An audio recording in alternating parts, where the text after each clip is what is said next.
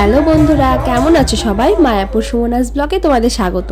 শীতকাল মানেই আমাদের কিন্তু মাথায় আসে বই মেলার কথা, আর মায়াপুরে গীতা মেলা, যেটাকে গীতা জয়ন্তীও বলা হয়। তো এই গীতা মেলাটা শুরু হয়েছিল ডিসেম্বরের শেষের দিকে আর থাকে জানুয়ারির 2-3 তারিখ অবধি। তো গীতা মেলায় কি হয় সেটাই তোমাদের আজকে দেখাবো।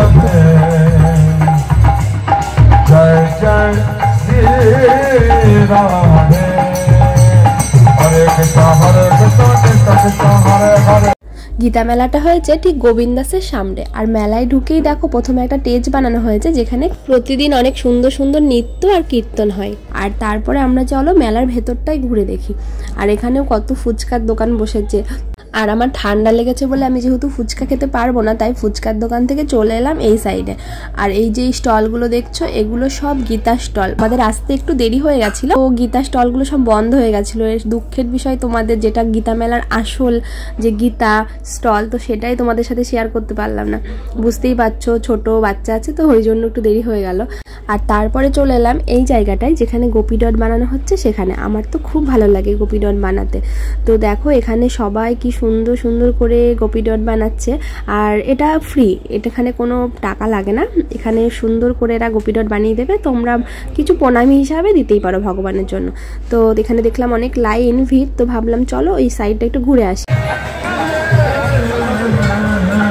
তো যাই হোক, দেখো আমি প্রায় আধ ঘন্টা পর লাইন পেয়েছি, আর আমিও বসে গেছি গোপী ডট বানাতে। আর এই বোনটা খুব সুন্দর করে গোপী ডট বানিয়ে দিচ্ছিল।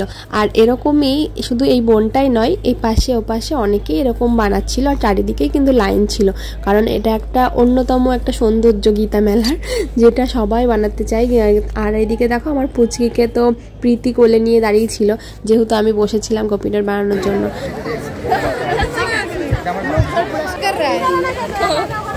पानी मिला के कर रहे, ले आइए। बहुत शौक से आई है। তো ফাইনালি আমার বানানো হয়ে গেছে, আর কেমন লাগছে আমাকে অবশ্যই জানিও তোমরা। আর তারপরে চলে এলাম এই সাইডে। এখানে ছোট ছোট বেশ ঘর ঘর মতো বানিয়ে তার মধ্যে এই মূর্তিগুলো বানানো আছে। এগুলো গীতারই এক একটা শ্লোক বা গীতার জ্ঞান বলতে পারো। তো সেখান থেকে এই মূর্তিগুলো সুন্দর করে তুলে ধরা হয়েছে। তো চলো এগুলো আগে আমরা একটু ঘুরে দেখি।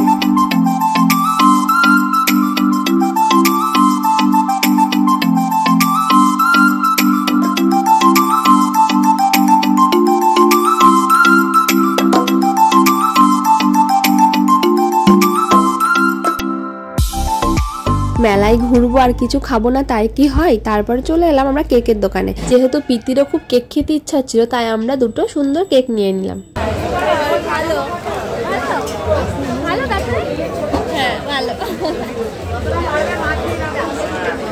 আর কেকটা সত্যিই খুব ভালো ছিল, দেখো তাথইয়েরও খুব ভালো লেগেছে। তো ছোট্ট ছোট্ট কেকগুলোর দাম কিন্তু নিয়েছে এখানে 30 টাকা করে। তো দুটো কেক খাওয়ার পর আমরা চলে গেলাম পাশের দোকানে, যদি কি খাবার আছে দেখি যে কি খাওয়া যায়। এখানে অনেক কিছু ছিল, চাউমিন ছিল, রোল ছিল, মোগলাই ছিল, বিরিয়ানি ছিল। তো বুঝে উঠতে পারলাম না, তো লাস্টে প্রীতি বললো চলো রোল খাবো।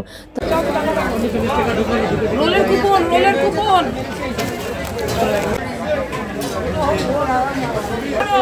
हाँ, गरम गरम। তো এখানে 2 রকম রোল পাওয়া যাচ্ছিল, ভেজ রোল আর পনির রোল। আর আমরা পনির রোল নিয়ে নিলাম দুটো, আর এক একটা 60 টাকা করে নিয়েছি। আর শেষে তোমাদের দাদাভাই একটা পান্তুয়া খেয়েছিল, যেটা 30 টাকা দাম নিয়েছে। তো এরপর আমাদের মেলা দেখা কমপ্লিট, আর আমরা বাড়ি চলে যাবো। তো মেলাটা কেমন লাগলো তোমাদের অবশ্যই জানিও।